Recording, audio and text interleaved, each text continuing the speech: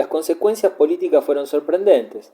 Trevelyan acierta al afirmar que la psicología de Napoleón III es como un libro misterioso y su actitud con respecto al regicida frustrado constituye uno de los capítulos más notables.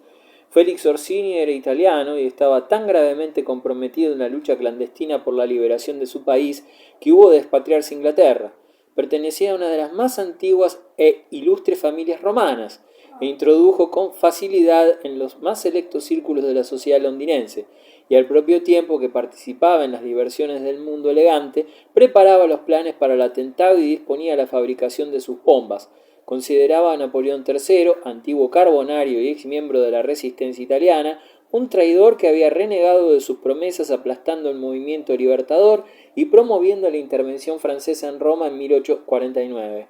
Orsini estaba convencido de que Italia no podía ser libre si no perecía el emperador de los franceses. El conspirador italiano fue ejecutado el 13 de marzo de 1858, después de un proceso sensacional, durante el que por doquier se manifestaron simpatías hacia el acusado. Al emperador le había encantado la situación y supo dirigir perfectamente todo el espectáculo entre bastidores. El abogado defensor leyó ante el tribunal una carta escrita presuntamente por el reo, pero inspirada por el propio emperador, en la que Orsini suplicaba al soberano proporcionar a la independencia a Italia, que perdiera en 1849 a causa de la intervención francesa, ya que una Italia libre era condición ineludible para lograr la libertad de la propia Francia y de Europa entera. Rogaba a su majestad que escuchase la última plegaria de un hombre que se hallaba ya en los peldaños del patíbulo, y se granjearía así la gratitud de 25 millones de seres oprimidos. Para la mayoría del pueblo francés, Orsini no era un malhechor, sino un héroe y mártir, no el autor de un atentado fracasado que tantas víctimas produjera, sino un idealista rebosante de puro patriotismo. El mismo día de la ejecución se publicó a iniciativa de Napoleón III la famosa carta de Orsini en un periódico italiano. Quien mandó publicarla no era otro que el primer ministro del reino de Piamonte-Cerdeña, el conde Camilo Benso de Cavour. La entrevista de Plombières. La escena siguiente se representó en el pequeño balneario de Plombières, en el este de Francia, a donde acudió el conde de Cavour en julio de 1858, provisto de un pasaporte falso, a hablar únicamente con el emperador de los franceses durante escasas horas.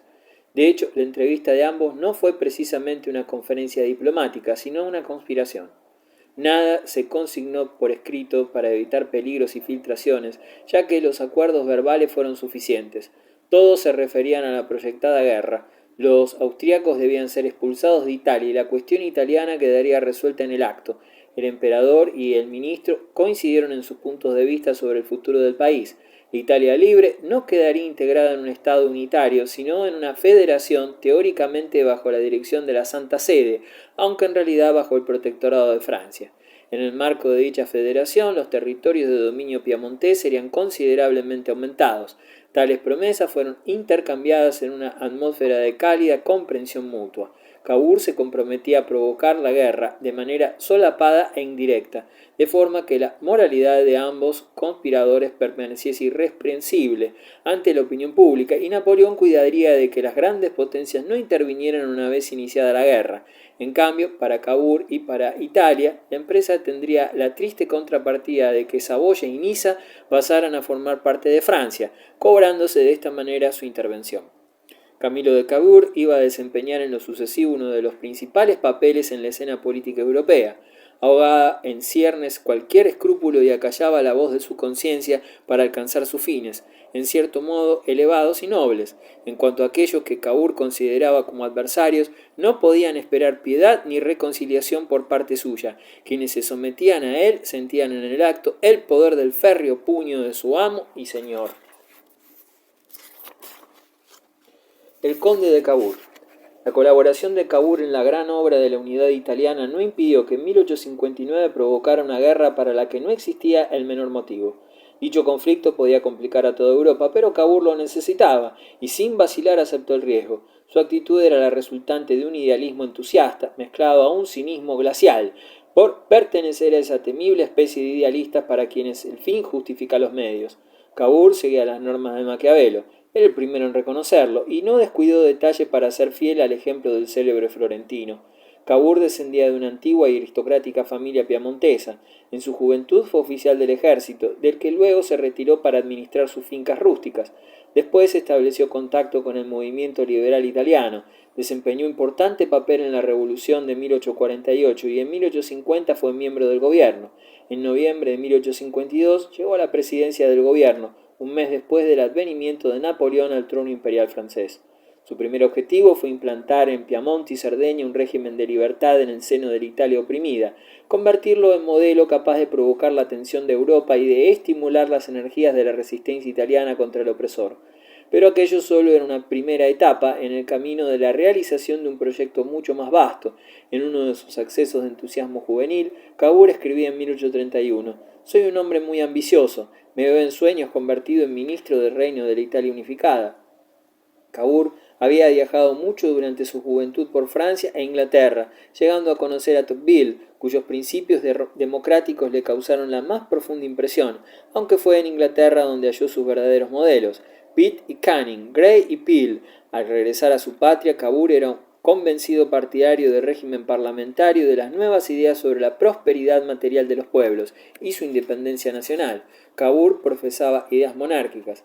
Desde 1849, el jefe reinante de la dinastía de Saboya era Víctor Manuel, hombre de pocos alcances intelectuales y que solo actuaba en política movido por impulsos generalmente poco afortunados. Pese a la antipatía personal que sentía hacia el rey y a pesar también de la oposición sorda, aunque evidente, que los dividiría más tarde, Cavour prestó al monarca decidido apoyo. Para convertir a Cerdeña y Piamonte en un estado de respeto y para liberar a Italia, aún sin pensar todavía en unirla, Cavour tenía necesidad de ayuda extranjera. Los discursos grandilocuentes y las conspiraciones no eran suficientes para llevar a cabo tal designio. Solo las alianzas políticas y los ejércitos podían resolver el problema. Los piamonteses se ponen en marcha. Cavour puso manos a la obra en 1855. Obtuvo la participación del ejército de Cerdeña-Piamonte en la guerra de Crimea, al lado de los de Francia e Inglaterra, iniciativa acaso arriesgada, pero que reveló ser efectiva. Las tropas piamontesas se portaron muy bien en la lucha y llamaron la atención. Cavour no deseaba otra cosa. La entrevista de Plombières fue un segundo gran éxito. Cavour se hallaba entonces dispuesto a cumplir una triple misión. Por una parte, procurar que su país estuviera preparado para cualquier eventualidad. Luego, velar para que Napoleón III no se desdijera de sus promesas. Y por último, en nombre de la libertad italiana, provocar a Austria para que declarara la guerra a Cerdeña. Cavour conseguiría sus tres objetivos. Entre tanto, Cerdeña-Piamonte reforzó su ejército y su armada, sus fortificaciones y sus puertos, e hizo progresar su industria y su comercio, ampliando su red ferroviaria. Cavour estableció contacto con la joven Unión Nacional Italiana, organización política que hasta entonces había estado dirigida por nacionalistas, anticlericales de tendencia republicana. Procuró hermanar a sus miembros en la idea de la unificación de Italia bajo la monarquía nacional de los Saboya, y aunque oficialmente aparentaba no mantener relación alguna con dicha asociación, el ministro piamontés de hecho manejaba entre bastidores todos los hilos de su política, creando secciones locales en toda Italia, con la consigna de entablar una simultánea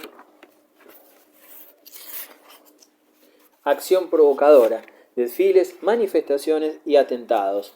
El 1 de enero de 1859, en el transcurso de una recepción en las Tullerías, Napoleón III dirigió al embajador de Austria frases desusadas en el lenguaje diplomático y añadió que sentía mucho el empeoramiento de sus relaciones con el gobierno austríaco. La obra de Cavour llegó a finales de abril de 1859. Austria le presentó un ultimátum en que exigía el desarme inmediato de Cerdeña-Piamonte por la amenaza de guerra que suponía. Días más tarde, las tropas austríacas penetraban en el Piamonte. Napoleón III en Italia. Napoleón III se puso al frente de su ejército y en sus proclamas decía que había ido a liberar a Italia para entregarla a los italianos, lo que significaba para él y su aliado Víctor Manuel la conquista de Lombardía y la liberación de Venecia. En efecto, se conquistó Lombardía luego de la batalla de Magenta, de desenlace confuso. Los austríacos se retiraron situándose a retaguardia de su línea de defensa veneciana y se entabló una nueva batalla en Solferino, en la que fueron derrotados los austríacos. Fue así que el 11 de julio de 1859 Francisco José y Napoleón III se entrevistaron en Villafranca, redactándose un tratado que tuvo como consecuencia la cesión de Lombardía al reino de Cerdeña-Piamonte. El Véneto siguió siendo dominio de Austria. Los duques de Toscana y Módena, de los Habsburgo, expulsados por sus súbditos, serían restablecidos en sus tronos, y los estados italianos quedarían unidos en una confederación bajo la égida de la Santa Sede. 4 meses más tarde se confirmaba el armisticio por la paz de Zúrich. Resultaba casi imposible conciliar el acuerdo de Villafranca con los compromisos de Plombier. Napoleón había prometido no dejar las armas hasta expulsar a los austríacos de Italia. Sin embargo, lo pactado en Villafranca permitía a Austria ingresar con pleno derecho en una confederación de estados italianos. Por otra parte, la voluntad popular manifestada en la expulsión de los duques de Toscana y Módena había sido burlada, herida e ignorada por completo. Aunque pesimista, el emperador Francisco José estaba satisfecho. En ningún momento temió una crisis económica en su país acompañada de inevitables alteraciones públicas, y aquella paz rápida alejaba la amenaza. Napoleón III también exhaló un suspiro de alivio, ya que durante la guerra italiana Prusia había movilizado sus ejércitos hacia el Rin. Francia solo hubiera ofrecido una resistencia irrisoria. Por otra parte, el emperador debía tener muy en cuenta a los católicos franceses que le impedían sacrificar los estados pontificios de su política de unificación italiana, y así pudo contribuir una vez más a conservar el poder temporal del Papa. En rigor, a Francia no le convenía en absoluto una Italia unida y poderosa, sobre todo si Cavour figuraba al frente de un Estado unido y fuerte. Víctor Manuel protestó contra las condiciones del armisticio de Villafranca, aunque de momento se contentó con una acción puramente verbal. Después de una tempestuosa entrevista, el indignado Cavour presentó su dimisión, que le fue aceptada casi en el acto. Cavour consideraba que la partida estaba jugada y sus esperanzas fallidas, temiendo que, con el pacto de Villafranca, el reino de Cerdeña-Piamonte no volviera a mantener la hegemonía por la que tanto había luchado, y derrochando todos sus esfuerzos. Si el país de Víctor Manuel participaba, al menos oficialmente, de la responsabilidad del malhadado acuerdo que los patriotas italianos calificaban de traición pura y simple, hasta el fin de sus días Cavour consideró al emperador Napoleón III como un estafador político. En Solferino, un ciudadano suizo había visitado el campo de batalla y quedó impresionado de las horribles escenas que presenció, de heridos sin asistencia y gemidos de los moribundos. Se llamaba Henry Dunant y era banquero de Ginebra. Desde Solferino escribió cartas a sus amigos pidiéndole ayudas para los 40.000 heridos de ambos bandos, a los que veía perecer entre atroces e indescriptibles sufrimientos, sin poder proporcionarles más que un sorbo de agua, una amable sonrisa o un cigarro. 3 años más tarde, Henry Dunant publicaba su obra, Un recuerdo de Solferino, relato trazado con sobrio realismo y al propio tiempo una grave y patética llamada a la conciencia universal. En su libro, Dunant reclamaba la total asistencia a los heridos en los campos de batalla, independientemente de la nacionalidad a que pertenecieran, idea que condujo a la creación de la Cruz Roja Internacional al iniciarse el siglo XX.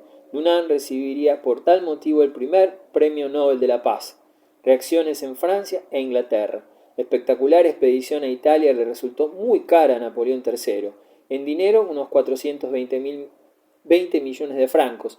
Cuenta que el emperador pagó después de exigir la anexión de Nice y Saboya en el transcurso de una nueva entrevista con Cavour en marzo de 1860.